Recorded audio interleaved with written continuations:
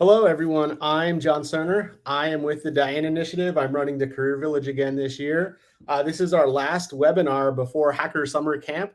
So I'm really excited to be here today with Zach and Aaron from Code Red.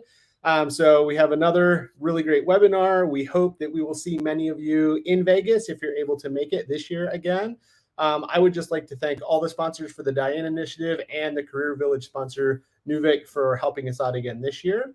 And with that, we're going to kick things off here in a minute. I will let Zach and then Aaron introduce themselves, and then we'll get the show rolling today. Awesome. Well, thank you, John. Thanks for the intro, and happy to be here. Like you mentioned, my name is Zach Strong. I'm a principal recruiter here at Code Red. We focus on security recruiting at high-tech startups, pre-IPO, post-IPO, but really kind of covering the gambit of security. For me, I kind of fell into recruiting, not really knowing much about it initially. And then I've kind of progressed throughout my career, starting in development and broader technical roles, kind of quickly finding my niche within security. And now I kind of cover anything from security engineering roles to security leadership, along with my broader team here. And I'm sure Aaron will get some more context there. But yeah, it's been great so far. Appreciate you having us on. And I'm looking forward to sharing some insights of what I've seen in the market across tech and generally recruiting, and share some advice we have across personal branding, social media, resume, really anything to help out. But I'll kick it off over to Aaron. Yeah, thanks so much. And very much what Zach said. We work with high-tech Bay Area companies about to go public, pre-IPO, sometimes very small startups. And majority of what we'll work on will be permanent direct hire security positions. And so I've been recruiting just cybersecurity about 4 years now, and then tech for over 7.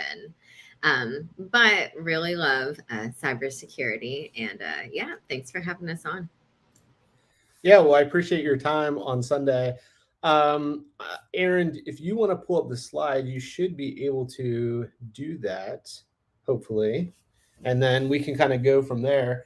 Yeah, I was excited. We're going to cover some personal branding today. I think this is a question we get a lot at Career Villages in general, or people have questions about this that maybe they don't ask. So I thought this was a topic we could bring in some more expertise for, because I'm not sure I necessarily have the expertise to talk about personal branding myself. So I'm excited to hear some of that today as well. Yeah, for sure. And personal branding, we'll talk about a bit, and Zach's goes a bit more into that personal branding and resume work. But my presentation will be a touch of that and some smart things we can do to utilize your LinkedIn and resume. And to just some of the trends I've been seeing in the markets as well. So overall, I'm going to start off with some pretty fluffy numbers that are good to know, and then we'll dig into what they really mean.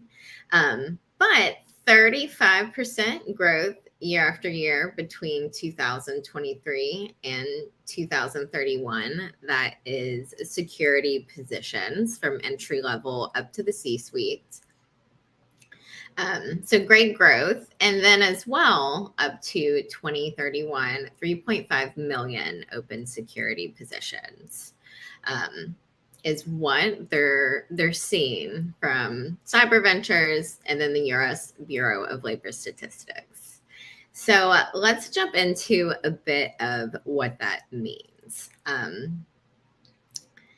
So originally, when I first started recruiting in the Bay Area, especially, but remote startup hot companies, I used to always hear we need to see candidates that come from a FANG background, which means Facebook, or I guess Meta now, Amazon, Apple, Netflix, or Google. And that has started to change a bit as these companies have become a little too huge to have teams that can work collaboratively. And some of the new companies we are starting to see are being much more intriguing to companies than your typical XFang. And we've got Discord, Uber, Databricks, Cruise, Block, Stripe. Some things you've heard of, but in general, what I say is if it is technology being used to overcome day-to-day problems, or if it's an application that you are using on your phone, your friends are utilizing, a product that people are interested in, a platform people are actually utilizing, it's probably a good chance that it is a strong company to work for. And of course, that they're being attacked. It doesn't really, you won't be too busy as a security professional if you're working somewhere that won't be attacked as much, targets down on the back. And we can think of the age of innovation as well. Anything centered around AI, machine learning, autonomous vehicle, drones, metaverse, fintech, cryptocurrency, anything that has really taken off in the past few years. And then, of course, builders, companies and hiring managers are consistently looking for builders, and we'll jump into a bit of what that means next. So as far as trending skills go, we'll start with that builder methodology. What does that mean? That is being an individual contributor. So remaining hands-on in the weeds to maximize earning potential, even if you want to become a leader or manager. Now, saying hands-on can really mean a few things. It's a pretty wide term. But realistically, if you can talk tech with developers, scripting or coding is great. Being able to detect vulnerabilities in code, anything that would be deemed technical is always going to be a plus on the security side of the house. Embedded in hardware security, architecting and building secure products with hardwares in high demand. Big example of this is like NVIDIA with their stock shooting through the roof. Anything the chip craze, of course, that we saw with COVID as well. Hardware physical products remain really extremely niche. And then hardware and the software is where we're getting into that unicorn space. If you can secure a physical product as well as the cloud and application that are tied to the physical product. Of course, too, software engineering. And software engineers that end up working in security is great. But even security adjacent fields like safety, privacy, helping build out an identity access management platform, a trust team. And then some of the hottest languages we're seeing are really nothing outside of the ordinary: Python, Go, Rust, C, C++, Scala, Linux, Java. The more that you can kind of work on, the better, right? And then as far as some of our trending roles go, we're starting to see a bit of a couple of different things, really. The first one, I call it a jack of all trades engineer. And really that is a company has blended together the cloud security engineer position historically with the product security engineer or application security engineer. More and more, we're seeing these two pillars being pushed together as more companies are being cloud native. It would make sense that they would want to see AWS, GCP, even Terraform, Kubernetes, any tooling, any DevOps, any cloud work is going to be beneficial when you're working for a cloud native company. Threat intelligence as well, starting to see a pickup. A lot of incident response and detection roles are blending in with threat intelligence. Um, and really, the world is more remote, not threat than ever. A lot of these companies are as well. And then what I mentioned before, software engineers joining security companies, security, trust and safety teams, companies that are looking for engineers to build out security tooling, security platforms. A lot of startups are building a lot of tooling and platforms internally as a cost saving option. Um, and as a more secure option. So we're seeing a lot of security teams having software engineers join the teams as well. So working with software engineering, coming from that background, but that's always really beneficial. So we're going to jump over into personal branding. And competition is fierce, I'm sure, as everyone noticed. There are becoming a more high number of open jobs, but there are a lot of people on the market and a lot of really talented people on the market as well. Some ways you can stand out. So what I hear most as being a indicator of a good security engineer are, have they gone to a company and worked and been promoted? It's a red flag for a company to see a resume where to go from maybe a senior to a staff or a staff to principal, the engineer is jumping to another company. It really means something to put in the work to move up a level, be promoted, and how quickly you upskill and up level as well. So with that in mind, if you find yourself with a company where time and time again, you aren't being promoted, you aren't able to upskill, the career trajectory is halted. If it's more than a few years and you've addressed it with management, I would say probably start taking a look at other companies that do promote quickly, as it's a big indicator of how skilled you are, even if it has nothing to do with your skill level, but like reorging, company funding, what have you, right? And then, of course, candidates with the transferable skills moving into cybersecurity, ex-software engineers, jumping over to cybersecurity has been a pretty big trend over the last few years. And as far as some ways you can stand out from the crowd, so LinkedIn is one, of course. GitHub, if you are doing some projects. Twitter, even people are big on. A resume, of course, is great.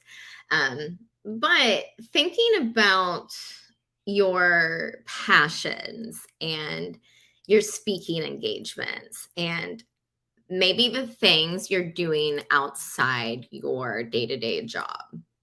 I've seen a few companies hire candidates, not so much based on their day-to-day job, but maybe they built a platform or a product as a side project while still having this one particular job.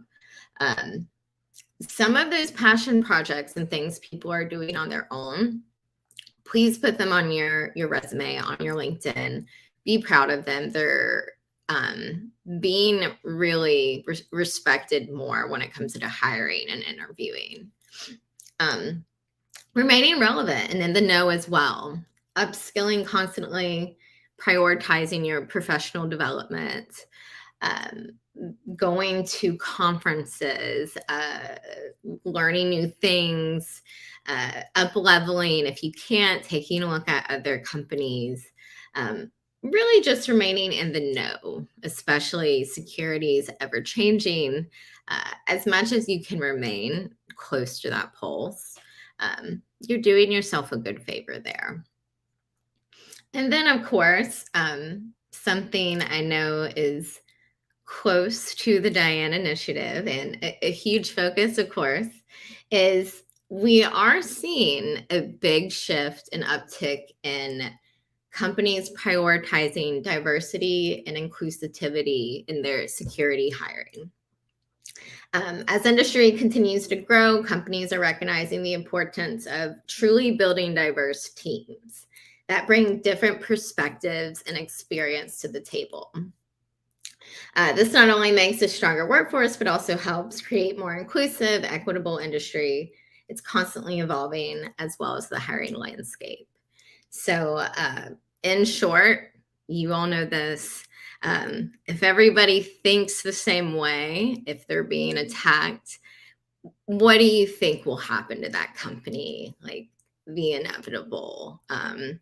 If everyone's from the same background, everyone looks and feels the same way, it's not going to be hard for a diverse attacker or hacker to absolutely wreck the company. And it's just not comfortable, honestly. And it is great. It takes a little bit longer with companies as they'll make sure they hit a certain number of rounds of interviews and speak to as many great candidates as they can, which is great. I think hiring too fast is just not, it's a way to build very one-sided teams.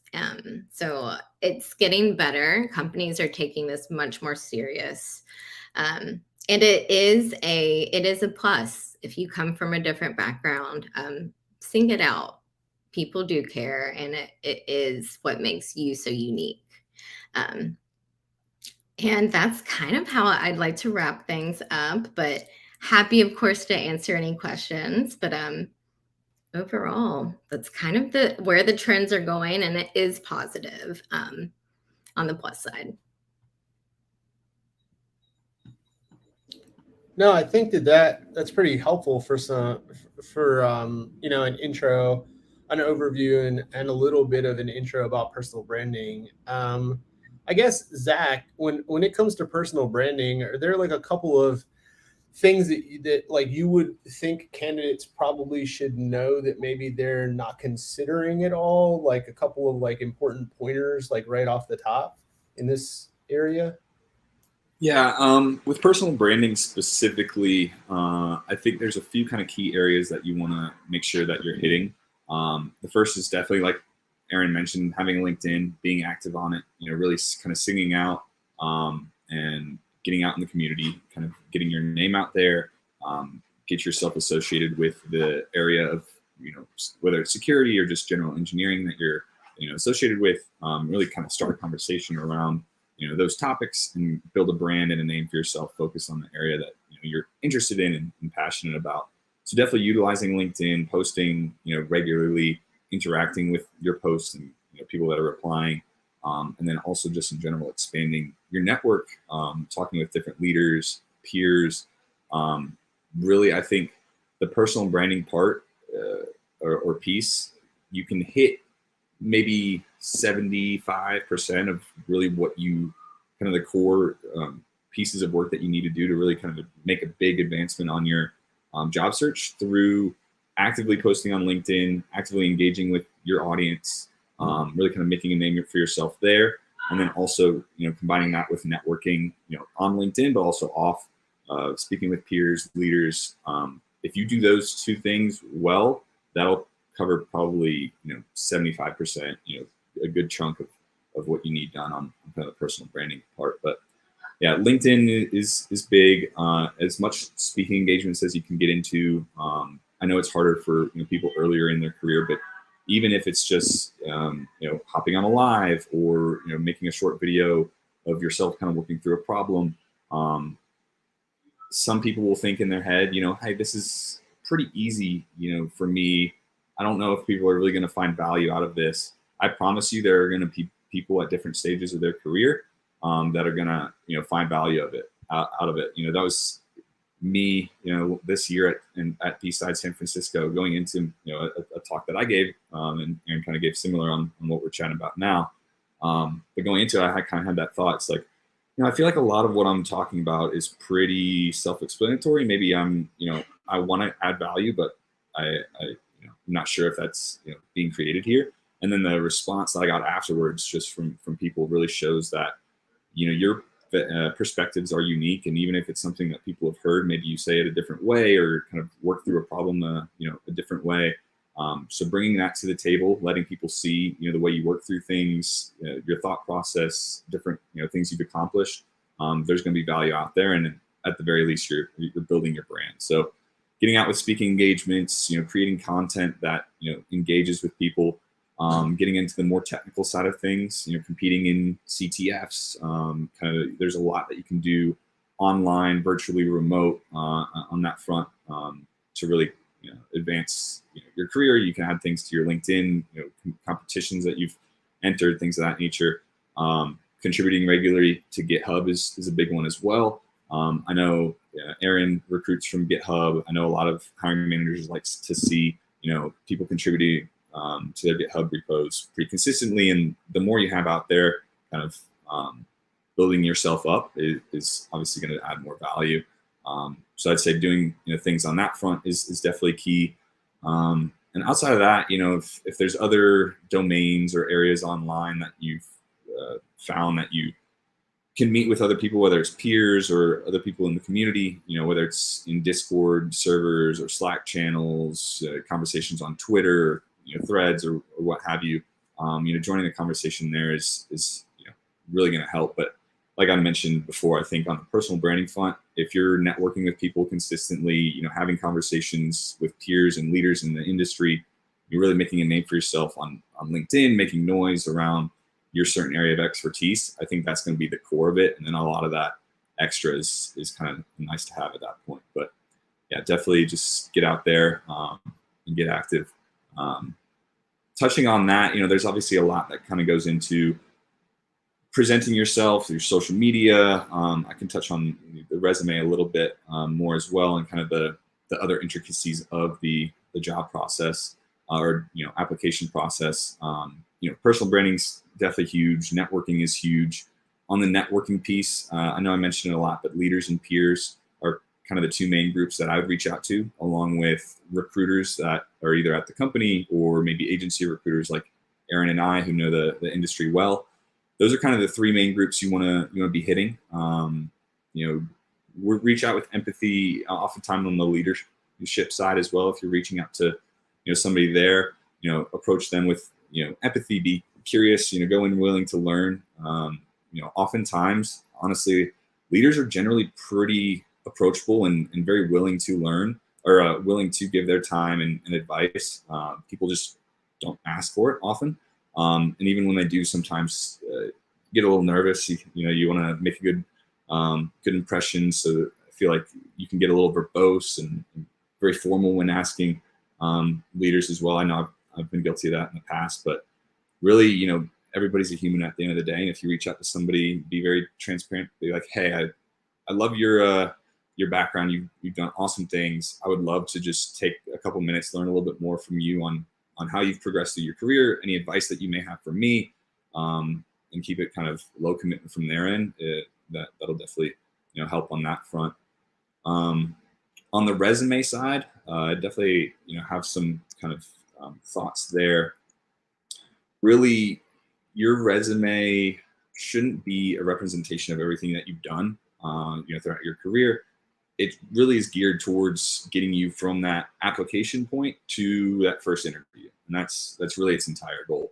So the more you can be targeted with your resume, keep it towards, focus towards your end goal, whether, it's an engineering role, leadership role, know what you want to end up, doing, what kind of company you want to end up at, the kind of work you want to be doing, figure that out first. And then from there, target and kind of tailor your resume towards the job that you want. You definitely want to be explicit in your experience, but you also want to be able to present it in a way that really kind of advances what you've been doing, highlights your relevant experience, really pushes whoever's reading that resume first to say, yeah, this person should definitely, be interviewed. Some general tips there, keep it short and sweet. I've kind of yet to see a resume that probably couldn't be at most 2 pages, maybe 3 pages if it's like a security leader who's been in the industry for decades. But really, like 2 pages generally max is kind of what I've seen work on kind of a length perspective. Include your title, include kind of a summary of what you're looking for and why you'd be a good fit for any given role. Keep it short and sweet generally there, but keep it very targeted. I see a lot of fluff on resumes, and generally at the end of the day, after kind of reviewing everything that comes my way, the core content is great, and there's just some fluff here and there that isn't really needed, and so just kind of being very self-servicing, self-reflective on your resume, kind of reaching out to recruiters as well. Like Aaron and I, we're always happy to kind of put our eyes on it, but be pretty critical of your own resume and try to keep everything pretty targeted on what you're looking for. So yeah, keep your titles and summary in there, and then lastly, experience is definitely key. If you have the most basic resume in the world, the formatting's nothing crazy, and it's all comes down to your bullet points and your experience, and that's the best thing on your resume, you're probably going to get a call back, because at the end of the day, that's what people are looking at. But the question is, how do you tailor that to really work for you? A few tips I have there: start your bullet point with a verb that shows that you kind of took action, led the charge on whatever you're talking about there. That can be developed or designed, architected, led a team. On the similar vein, include numbers. Make sure that you're showing a quantifiable impact that you brought to the company. I improved processes by X percentage, or sped up processes by X amount of speed. Use numbers to really quantify impact. List the skills under each role in order of kind of the relevance of the job that you're looking for. So for example, if you're a cloud security engineer right now, you're looking for a step up, your senior staff, whatever, cloud security engineer, or maybe even stepping up into a lead. You don't want to have in your first experience of your most recent experience, the bullet point, the first bullet point that somebody reads, it's compliance focused, and then the next point that you read, it's maybe focused on you working with different teams or different stakeholders or working collaboratively. And it takes you maybe 3 to 4 bullet points to get to, okay, here's the cloud security work that you've done. Here's kind of the tech stack and infrastructure stack that you've worked with. You really want to highlight the relevant skills first. And so list those bullet points in order of experience, in order of the relevance to the role. So if you're applying to cloud security engineer, for example, keep those cloud security bullet points at the top. And then, generally a recruiter will kind of start reading your resume, see those first 2 bullet points are right exactly what they want. They're like, okay, cool. This is good. They'll go to your next set of experience at your previous company, see, okay, yep, that looks good, and they'll move you on. Generally, resume reviews can be short, can be quick. Generally, they're probably on the shorter end. So the quickest way you can get their eyes to go, okay, here's their title. Oh, perfect, senior cloud security engineer. What do they want? Oh, they want to work in cloud security at a startup. What's their relevant skill? Okay, they've got cloud security skills out the wazoo. That's the first thing I see, in their bullet point. Perfect. You want to kind of make it easy for a recruiter to say yes and hard to say no. So yeah, I think that kind of covers a lot of my advice on that front. Happy to kind of dive in more. I'm sure this will be kind of an ongoing conversation, but yeah, from personal branding, be active, make it a name for yourself, engage with the community across LinkedIn, GitHub, CTFs, online conferences, get out there and go to security conferences as well. B-sides are always great to expand with the community. We'll be out at DEF CON and Black Hat. network with peers, with leaders, with recruiters. Go in with empathy, but also be targeted. Don't be afraid to ask for what you want. And generally, people are more than willing to help. And then on the resume front, be strategic. Make sure it's very targeted to what you want. List those bullet points in kind of the order that makes the most sense. Target it towards what you're looking for. And at the end of the day, your resume isn't going to be what gets you the job. It's going to be what gets you the interview, but it could definitely, deny you a job. It could, definitely get you out of the running for an interview. So you really want to keep in mind that the whole goal is not of a resume is not to list everything that you've done, but really, show and highlight why you're a fit for any given role that you're applying for. So there's a lot of me talking. I'll kind of pause and we can regroup, but it's there's a few different things you can do to really kind of advance your personal branding and kind of online presence pretty quickly. Yeah, thanks, Zach. You hit on tons of points that I also tend to give people advice about with careers and resumes. You hit on a lot of the same things. You've said the resume doesn't get you the job; it gets you the interview. We could go. I mean, I don't know. It's worth reiterating that, but if you've watched some of our other webinars, or if you're going to come to our career village or other career villages in the industry, you're going to hear a lot of the same advice.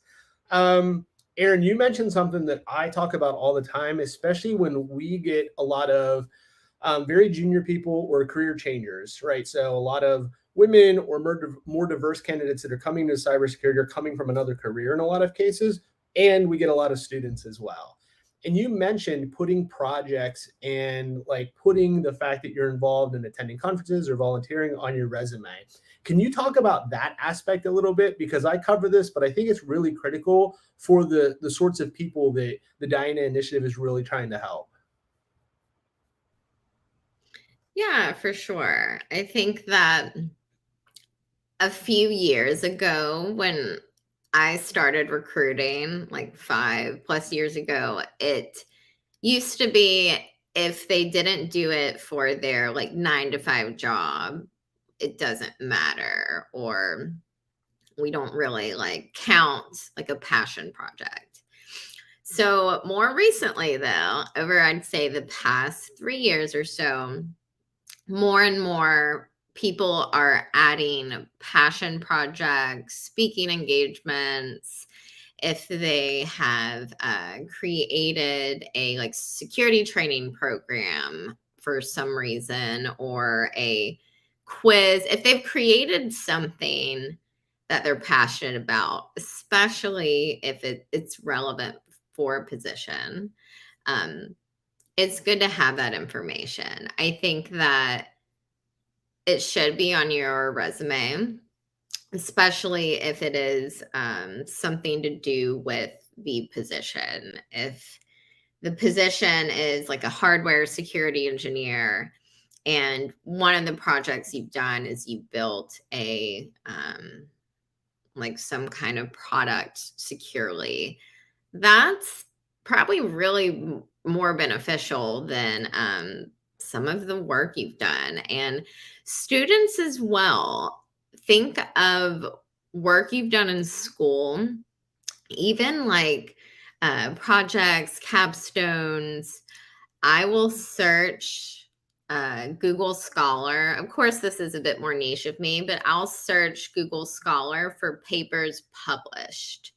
So if you've published any papers in school, done any capstone projects, if you have less of that career work and more of the student work, then this is where you can really capitalize on any extra work you've done, passion projects, like I mentioned, building anything. It should be on your resume. Also, feel free to get it on your LinkedIn. And then too, pretty much thinking about long-term, what your goals are, what your passions are, even industries. And then take a search and take a look at other people who have gone into these type of industries or are coming from your like background. I'm sure, as you know, security is a bit smaller. A lot of people know each other. Everyone knows everyone. So the more you can kind of reverse engineer the search, um, that's going to help you. And from a uh, like recruiting standpoint, if I kick off a position with a hiring manager, I will then go look at every place they have worked. Because chances are, if I find a security engineer that you worked with in the past and it was good, you're going to hire them pretty quickly. A way you can do this as a job searcher, though, look at companies that have ex-colleagues of yours at them, even down to if you're fresh out of school, where is your alumni going? Um, Also, too, take it a step further. Who from your company has gone and started a company? And now, what are these companies' names? Because I, for example, work with Databricks. They are Berkeley founded. That is, of course, like a bit fang of them. But if you have a Berkeley background, it's a plus, or a Berkeley caliber. So reverse engineer all of your skills, every company you've worked at, every project. Chances are someone somewhere you've worked with at a company, you can make it easier on yourself. I Yeah, think it's thinking too small to just ask for a referral somewhere. yeah, I want to dive in on this a little bit. I know I'm kind of asking some questions here. So I hear a lot. I just go to the websites and I apply and I don't ever hear anything back. Very common from like junior people. So I always use the phrase, because it's a cybersecurity thing. I was like, you need to social engineer your job search, or Yeah. reverse engineer it, or whatever terminology you want. Right. So I'm a big fan of like volunteering at your local B-sides and other local conferences to meet people, because then they'll know who you are. Mhm. So along those lines, I think you hit on some of it, Aaron. Like, I don't know that I think people hear that when I talk to them, but they don't really hear it. Like, how do I connect? How do I get my name out there? What, other than going to LinkedIn Jobs or Indeed, how else can I try to attack the job search, basically, to make it more efficient from that job seeker perspective? Mhm. Yeah, and that would be it. I hate to use this like analogy, but it is a bit like dating or online dating. You probably want to match with a partner who has some of your same passions, feels the same way about you. So make a list of things that you're passionate about, things you've worked on, and then find other people that are, more senior than you, peers of yours. But exactly, like social engineer, they're just applying to a job. It's a black hole, I will say. We embed ourselves with the corporate recruiters, and we'll present a candidate, and then they'll hear, oh, they applied to this position last year. Okay, well, did anyone speak to them?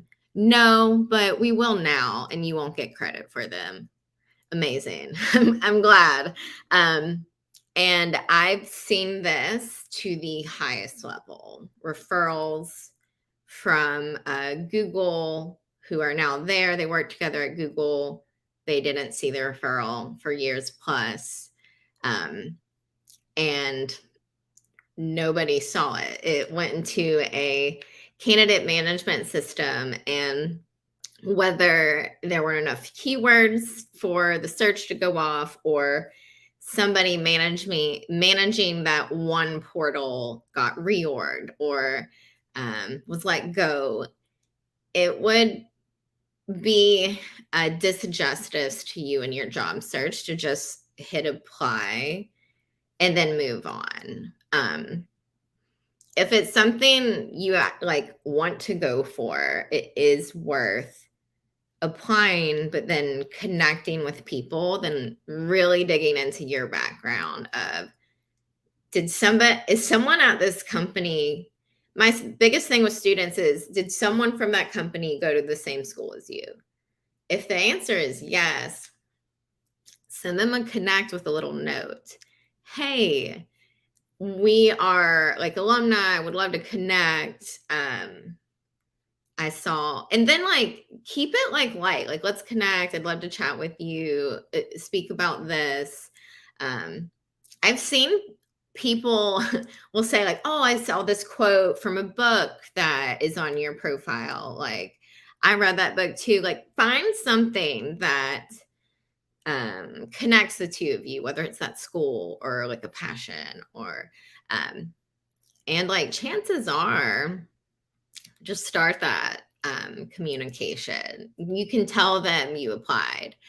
I think that people are more likely to connect with you and chat with you and then do you a favor if you have something to chat with them about, or you're not just going straight with, hey, can I have a referral?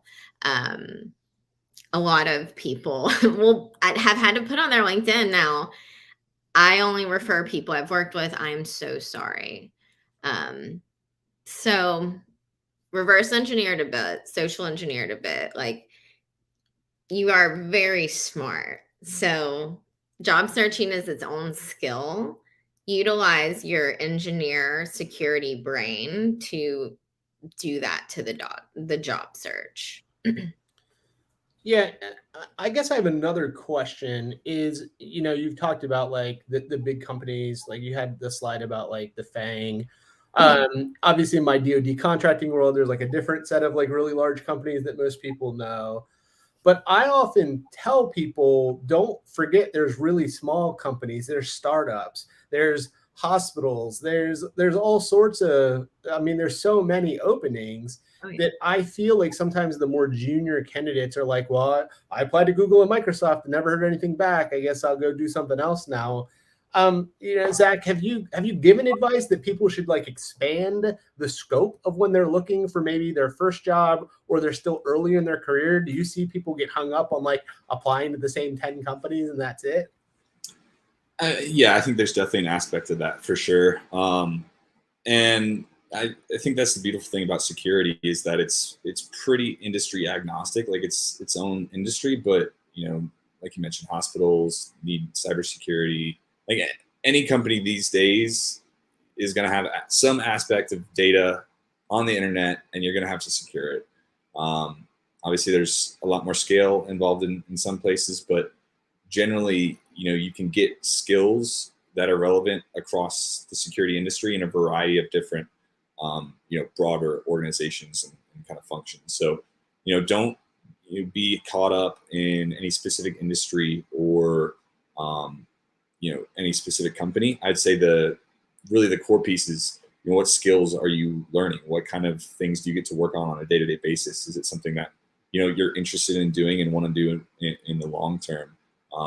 Rather than, am I working at a company that I want to be working at, but doing something that I don't want to be doing, or, vice versa. So definitely, you want to go in with a kind of a broader mindset, touching base as well on kind of where, Aaron was talking earlier on kind of the application process. And sometimes it can feel like applying online can just be throwing your resume into like a black hole, and you never know if it's actually being reviewed or not.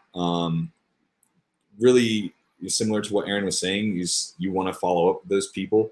I know I mentioned it earlier, but kind of I think there's 3 different tiers of reach outs when you apply.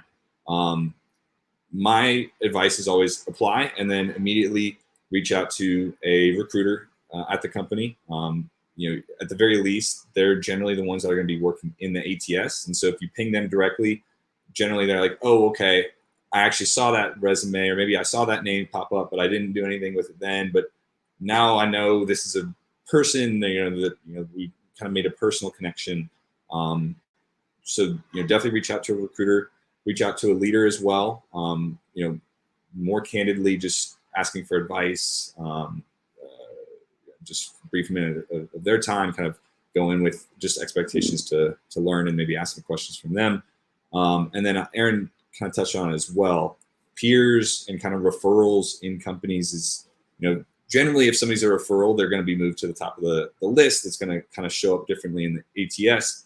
Obviously, there's also, stories on the flip side of even referrals not being looked at, in a long time. So there's always going to be that potential opportunity. But if you can reach out to those 3 different core groups after applying, it'll definitely kind of increase your chances of being seen. I mean, me and Aaron are probably guilty of this on the candidate end. If we know somebody who's really good fit for a certain role that we're looking for, we're going to reach out to them on LinkedIn. We're going to reach out to them on maybe Twitter, and it's probably all going to happen around the same time. We'll hit them on maybe a LinkedIn Connect and then send them an email in a few different areas. So they may see one thing or maybe see another, but if they see a lot of kind of notifications all in a similar time frame from the same person, they're going to be like, okay, this person's got something to talk to me about. They're clearly putting out at least a little bit more effort than the typical recruiter. So doing that on the candidate end when applying, making sure that you're sending LinkedIn Connects and emails and whatever else you can have, hitting alumni is definitely pretty vital. But I was a little off track of your initial question, but I wanted to come back to that. No, it's okay.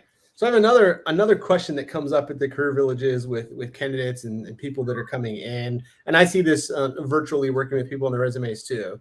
So sort of personal branding question plus resume question.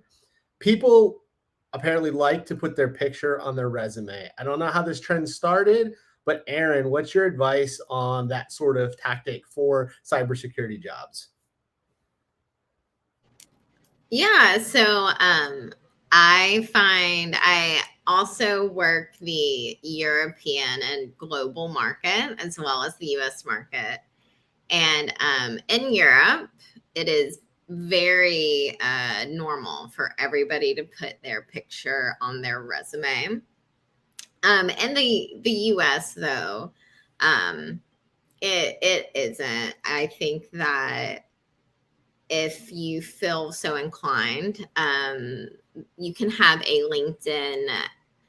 Your resume should always have your LinkedIn. If you have a GitHub, it should have, if you have a website, a lot of people will make their own website and then put a little bit about them from a personal standpoint. Then they'll have projects they've done.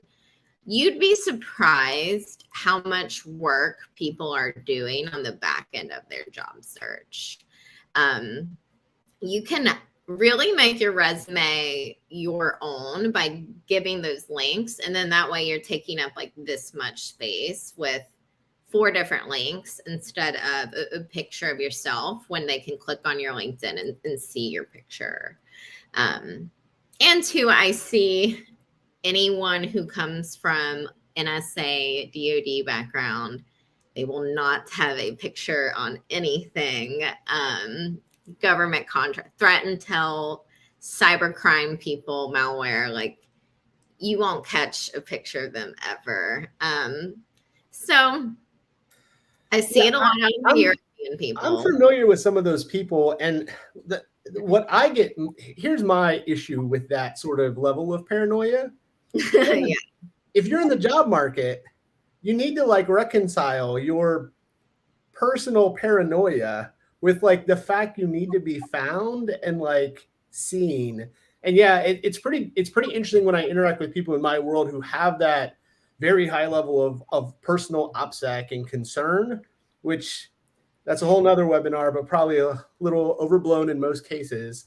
But they're trying to find a new job. And I've had to tell people, I was you need to, I've seen resumes that didn't list where people live. I'm not a big fan of that, even if you don't want to include your full address. I was the recruiter needs to know where you're at. At least give me the city, state, so they know some basic information. Agreed. Yeah.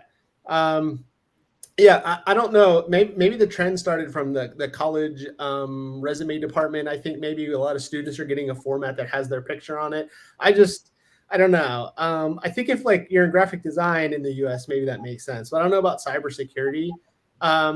One of the things I also run into is when people haven't spent any time setting up their LinkedIn profile and they're in the job market. Like they don't have a picture. It's not a super professional picture. And I use that term very loosely. Zach, have you run into this a lot? What kind of like people need to spend some time on the basics, right? Yeah, 100%. You know, on your LinkedIn, I'd say the bare necessities of kind of what you want on your LinkedIn is a profile picture. It doesn't have to be of you, even if it's just hacking, like different strings of code on a keyboard, like that'll work. It's better than nothing. Having a picture, preferably of yourself, but just generally a picture is good. Have a targeted title. It can fluctuate between either what you're doing right now or what you're looking for. Include maybe a couple keywords, make it kind of, we love and hate the term buzzword, but throw some in there. Have it on your title so people can see. You definitely want those. You want to be having any relevant experience that you have on your LinkedIn. If you're a student, include your classes, include different maybe internships that you've done. If you haven't done any internships, maybe you've worked during school or in the summer, throw those on there. I would say generally, if you have like no work experience, you can maybe throw something on there that at least shows that you've been working during school, but you want that to be as targeted as possible. So if you have a bunch of project experience that's very relevant to your industry, and maybe you've been working at like the convenience store on the side, I would highlight all that project experience and just not even mention working at the campus convenience store. You really want it to be targeted to what you're looking for, whether it's project experience, classes that you've done. Clubs is a great way as well to get involved in kind of the college arena. You want your experience, and then generally just you want to have a very targeted summary. Highlight this is who I am, what I'm doing, why I'm a good fit, for what I'm looking for, and be explicit in what you're looking for. I think if you have those pieces and are posting, getting some noise out there, that should be at least the kind of the bare necessities of what you want. But I would say definitely start there. So you hit on something I run across occasionally, Zach, where people feel that they can't omit somewhere they worked on their resume or their LinkedIn. So I will try to work with people who like, I worked at Starbucks, I was a bartender, blah, blah, blah. And then like maybe they had like an IT job, but they're like listing everything. And sometimes like with details, like with bullets about like I did all this stuff like in my bartending gig. Mm-hmm. And my advice is like you need to get rid of that, or at least like if you want to list that you worked at, you were a bartender or a hostess or a waitress, or you worked in a coffee shop, just list it. I don't necessarily need a lot of bullets. I mean, like, right, everything's relative. Like if you were the manager, maybe it's different. You can list management things.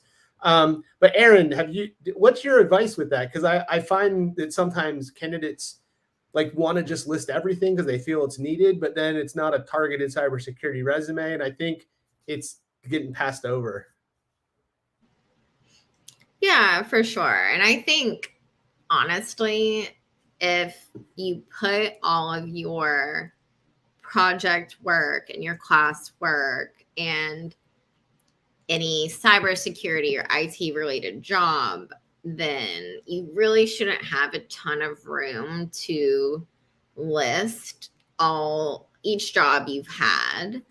And I think even I've seen down to people listing like classes and things they accomplish in class. Like you can dig in a little bit deeper. And the thing about resumes, I think that there's this stigma that people are going to like call every single place on your resume or be like, I know that you work somewhere else. They really are. It's not a legal binding document. It is, it's simply a piece of paper that goes into an ATS that gets you an interview. Because if you have an amazing resume and then you bomb the interview, like it doesn't matter at all. So sticking with kind of what Zach said, the resume can get you that interview. If you want to get an interview at like a SOC for a healthcare center, probably being, like a waitress or something isn't as applicable to the time you spent doing this certain class or being like a TA. There's more that you can add onto your resume without just listing every single job you've ever had. And I would also say, I'd rather you get the resume to one page and list the relevant things than have a whole second page of like all the things that you did, whether you're a transitioning into cybersecurity, right? From completely unrelated, like you used to sell cars and sell insurance and now you're doing cyber. Like I probably don't care about any of that other stuff, right? I would rather have a one pager of like the relevant things to get you the interview, where then maybe you have like a good crafted story about why you're trying to get into cybersecurity. So we only have a couple minutes left, but like I want to hit like open it up. So resumes are important, but what's your like top tips to prepare someone for the interview in the last couple minutes we have? I'll hop in here first, Aaron. I'll kind of beat you to it. But for me, I think there's a few things that you can do to really get prepared for an interview. Firstly, you want to make sure that you're comfortable, with your soft skills, speaking, answering questions on the fly, and really you only get that through doing it. And so, try to get as many interviews as possible.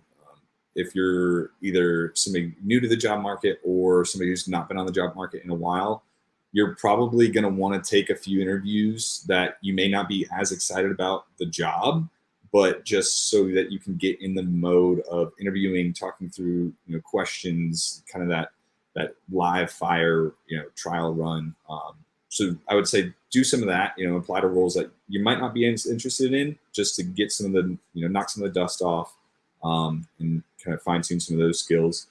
Additionally, reach out to, peers and leaders asking for, informational interviews. Oftentimes leaders are pretty open to kind of interview you or kind of put you through a mock interview. But people just don't often ask for it explicitly. So, don't be afraid to ask for a mock interview. And oftentimes, honestly, too, if you can get a leader, to go on into a mock interview with you and you do well, that can almost count for an actual interview for that company. So obviously it depends on the scenario, but that could be a kind of a sneaky way to get in past an ATS application. And then lastly is you want to be prepared. You want to go into the interview knowing information about the company, having questions planned out. I feel like that's similar to some of the resume and probably other advice that we've given, things that are repeated pretty often. But you'd be surprised how many people go in with either, very fluffy questions that aren't very targeted, or, not really knowing much about the company or role that they're interviewing for. So, go in with a little notepad or go through, spend 30 minutes to an hour beforehand, really diving into the company, figuring out targeted questions, for the person that's interviewing you. Go in prepared. Have some trial runs to get your feet wet, understand what you're talking about, and then, like I said, ask for advice and kind of leadership interviews as well, because that can sometimes skirt you around the system a little bit. But I'd say those three areas are key. Do you have anything else from your end there? Yeah, I would just say my rule of thumb is your ability to explain and talk through work you've done are just as important as the work you've done. So, really get good at talking about 2 or 3 projects or accomplishments you've had inside out, but be able to speak about them so amazing. And then do just a bit of research on the company. Companies do care if you know what they do and if you're passionate about the product. And if you aren't super passionate about the product, fake it until you learn about it and you actually get to know what it's about. No, that's fantastic. Right. The resume gets you the interview gets you offers. They're both really important. So if you're watching this as a candidate, you need a good, crisp, clean resume that's tailored. You also need to practice your interview so that you can nail it when you get in there so that hopefully you get offers. Aaron and Zach, I really appreciate all your time on, at least for me, Sunday evening. I think this has been great. It sounds like you guys are going to be in Vegas at some point, maybe during Hacker Summer Camp. Is that correct? Zach will be. I'm going to be doing like virtual work, trying to figure out how to do it in a smart way. But Zach, Bruce, and Tom from our company will be in Vegas. Okay. I'll figure out something virtually to do. All right. Great. All right. Well, I thank both of you for your time today. I think you covered some really great points that hopefully people will be able to watch on YouTube whenever they get this link. I will be there. I hope to see some of you at the Dine Initiative. If you're watching this, we're on Monday, 7 August. It's the day before B-Sides Vegas, which I should also be at. I'll be around all week. So if you see me, come say hi. I will try to help you with your resume or other career questions if you can get a couple of minutes of my time. So thank you all so much. Have a great evening. Thanks so much. Thanks, John. All right. Bye, everyone on the internet. See ya.